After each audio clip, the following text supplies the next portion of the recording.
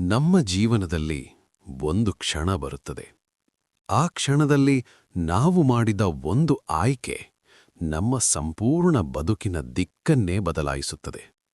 ಕೆಲವರು ಆ ಕ್ಷಣದಲ್ಲಿ ಕೋಪವನ್ನ ಆರಿಸುತ್ತಾರೆ, ಕೆಲವರು ಅಹಂಕಾರವನ್ನ ಆರಿಸುತ್ತಾರೆ, ಆದರೆ ಕೆಲವರು ಮಾತ್ರ ಕರುಣೆಯನ್ನಾರಿಸುತ್ತಾರೆ.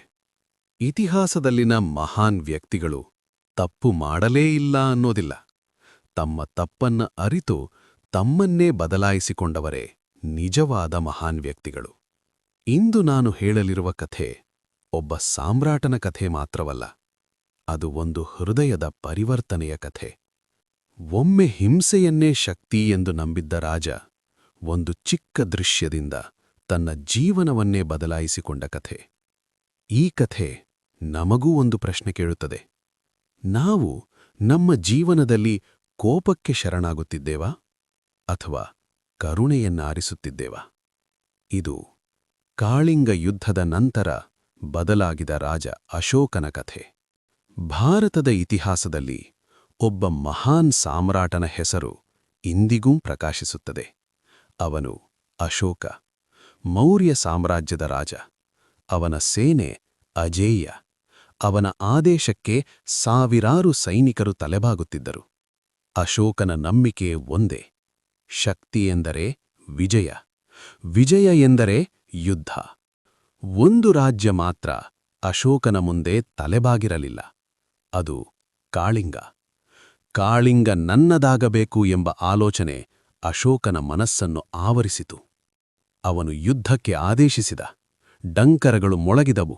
ಸೈನ್ಯ ಕಾಳಿಂಗದತ್ತ ಸಾಗಿತು. ಯುದ್ಧ ಆರಂಭವಾಯಿತು. ಕತ್ತಿಗಳು ಹೊಳೆಯುತ್ತಿವೆ, ಬಾಣಗಳು ಆಕಾಶವನ್ನು ಕತ್ತರಿಸುತ್ತಿವೆ. ಜನರ ಕಿರುಚಾಟ ಭೂಮಿಯನ್ನು ಕಂಪಿಸುತ್ತಿದೆ. ಯೋಧರು ಬಿದ್ದರು, ಸಾಮಾನ್ಯ ಜನರೂ ಬಲಿಯಾದರು. ನದಿಗಳು ರಕ್ತದಿಂದ ಕೆಂಪಾದವು. ಇದು ವಿಜಯವಲ್ಲ, ಇದು ಸಂಹಾರ. ಕೊನೆಗೆ ಕಾಳಿಂಗ ಗೆದ್ದಿತು. ಆದರೆ ವಿಜಯದ ಘೋಷಣೆಗಳ ಮಧ್ಯೆ ಅಶೋಕನ ಮನಸ್ಸು ಮಾತ್ರ ಮೌನವಾಗಿತ್ತು. ಅವನು ಯುದ್ಧ ಭೂಮಿಯಲ್ಲಿ ನಡೆಯುತ್ತಿದ್ದ. ಎಲ್ಲೆಡೆ ಶವಗಳು, ಎಲ್ಲೆಡೆ ನೋವು. ಅಲ್ಲಿ ಅವನು ನೋಡಿದ ತನ್ನ ಮಗನ ಶವದ ಮುಂದೆ ಅಳುತ್ತಿರುವ ತಾಯಿ, ತಂದೆಯನ್ನು ಕಳೆದುಕೊಂಡ ಮಗು, ಮನೆ, ಜೀವನ, ಕನಸು ಎಲ್ಲವನ್ನೂ ಕಳೆದುಕೊಂಡ ಜನ. ಆ ಕ್ಷಣದಲ್ಲಿ ಅಶೋಕನ ಹೃದಯದಲ್ಲಿ ಒಂದು ಪ್ರಶ್ನೆ ಹುಟ್ಟಿತು: ಇದು ನಾನೇ ಮಾಡಿದ ಕೆಲಸವೇ? ಅಷ್ಟರಲ್ಲಿ ಒಂದು ಚಿಕ್ಕ ದೃಶ್ಯ ಅಶೋಕನ ಗಮನ ಸೆಳೆಯಿತು. ಒಂದು ಹಕ್ಕಿ ಭಯದಿಂದ ನಡುಗುತ್ತಿತ್ತು. ಅದರ ಮರಿಯು ನೆಲದ ಮೇಲೆ ಬಿದ್ದಿತ್ತು. ಸೈನಿಕರು ಹತ್ತಿರದಲ್ಲಿದ್ದರೂ ಆ ಹಕ್ಕಿ ಓಡಲಿಲ್ಲ. ತನ್ನ ಜೀವಕ್ಕಿಂತ ಮರಿಯ ರಕ್ಷಣೆಯೇ ಮುಖ್ಯವಾಗಿತ್ತು. ಆ ದೃಶ್ಯ ಅಶೋಕನ ಮನಸ್ಸನ್ನು ಕಂಪಿಸಿತು. ಒಂದು ಹಕ್ಕಿಗೂ ಇಷ್ಟು ಕರುಣೆಯಿದ್ದರೆ ನಾನು ಎಷ್ಟು ತಾಯಂದಿರನ್ನು ಅಳಿಸಿದ್ದೇನೆ. ಅಶೋಕನ ಕಣ್ಣಲ್ಲಿ ಮೊದಲ ಬಾರಿ ಪಶ್ಚಾತ್ತಾಪದ ನೀರು ಹರಿಯಿತು. ಅಶೋಕ ತನ್ನೊಳಗೆ ತೀರ್ಮಾನಿಸಿದ: ಇನ್ನು ಮುಂದೆ ನನ್ನ ಶಕ್ತಿ ಹಿಂಸೆಗಲ್ಲ, ನನ್ನ ವಿಜಯ ಜನರ ಹೃದಯಗಳ ಮೇಲೆ ಇರಬೇಕು. ಅಶೋಕ ಬೌದ್ಧ ಧರ್ಮವನ್ನ ಅಳವಡಿಸಿಕೊಂಡ. ಅಹಿಂಸೆಯ ಮಾರ್ಗವನ್ನು ಹಿಡಿದ. ಯುದ್ಧ ಬಿಟ್ಟು ಧರ್ಮವನ್ನ ಆಯ್ಕೆ ಮಾಡಿಕೊಂಡ ರಾಜ ಇತಿಹಾಸದಲ್ಲೇ ವಿರಳ. ಅಶೋಕ ಆಸ್ಪತ್ರೆಗಳನ್ನು ಕಟ್ಟಿಸಿದ. ಪ್ರಾಣಿಗಳಿಗೂ ಚಿಕಿತ್ಸೆ ವ್ಯವಸ್ಥೆ ಮಾಡಿಸಿದ.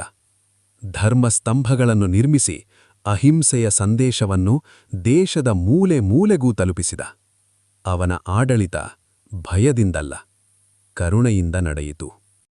ಒಮ್ಮೆ ಯುದ್ಧಪ್ರಿಯನಾಗಿದ್ದ ಅಶೋಕ ಜಗತ್ತಿಗೆ ಕಲಿಸಿದ ಪಾಠ: ಶಕ್ತಿ ಎಂದರೆ ಹಿಂಸೆಯಲ್ಲ, ಶಕ್ತಿ ಎಂದರೆ ಕರುಣೆ. ಯುದ್ಧ ಗೆಲ್ಲುವುದು ಸುಲಭ, ಆದರೆ ಮನಸ್ಸನ್ನು ಗೆಲ್ಲುವುದು ನಿಜವಾದ ವಿಜಯ. ಯಾರು ಕರುಣೆಯಿಂದ ಆಡಳಿತ ಮಾಡುತ್ತಾರೋ ಇತಿಹಾಸ ಅವರನ್ನೇ ಮಹಾನ್ ಎನ್ನುತ್ತದೆ. ಅಶೋಕ ನಮಗೆ ಕಲಿಸಿದ ಪಾಠವೇನು? ಶಕ್ತಿ ಎಂದರೆ ಹಿಂಸೆಯಲ್ಲ, ಶಕ್ತಿ ಎಂದರೆ ಕರುಣೆ. ಯುದ್ಧ ಗೆಲ್ಲುವುದು ಸುಲಭ, ಆದರೆ ಮನಸ್ಸನ್ನು ಗೆಲ್ಲುವುದು ನಿಜವಾದ ವಿಜಯ. ಯಾರು ಕರುಣೆಯಿಂದ ಆಡಳಿತ ಮಾಡುತ್ತಾರೋ ಇತಿಹಾಸ ಅವರನ್ನೇ ಮಹಾನ್ ಎನ್ನುತ್ತದೆ.